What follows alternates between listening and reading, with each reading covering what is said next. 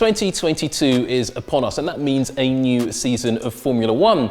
Let's take a look back to the 2021 season, which was undeniably one of the most exciting in the history of the sport. We had close racing, unexpected winners, new circuits and venues. It was just sensational. But in 2022, Formula One will make that spectacle even more spectacular. A complete new set of technical regulations has given us a set of cars that look completely different to anything that's gone before. And these cars are designed to race more closely to one another. For years, it's been a little bit of a problem in the sport that sometimes on some circuits and in some conditions, it's a little bit hard for the drivers to get close to each other in tight battles. And that's all to do with the aerodynamics of the car. They've become so sensitive to the different airflows off the front wing and off the diffuser that it was actually getting quite difficult for the drivers to get close up to each other. They'd wear their tyres out, or they'd just struggle to get the downforce, particularly at the front end of the cars. These new cars are designed to completely mitigate that factor.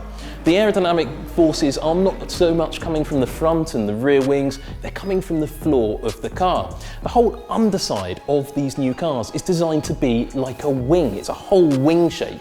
And that means the downforce generated is going to be a lot less susceptible to that dirty air effect.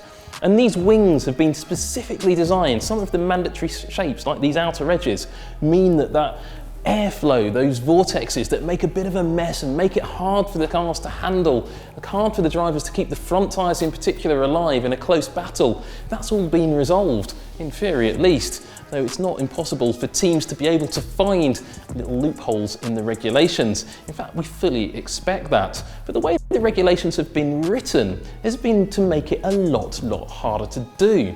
And that means creativity and innovation are still a massive part of the sport. Indeed, under a cost cap, and there is a cost cap in this era of Formula One, the first new set of regulations to be developed under that cost cap, creativity and innovation and freedom of thought are going to be what wins you World Championships and Grand Prix.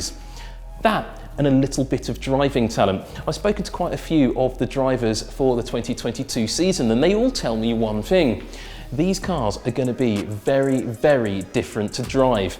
They will have to manage these front tyres in a totally different way to they've done before. And also the way the cars are going to have to battle with each other. The visibility from the cockpit, very different to previous seasons.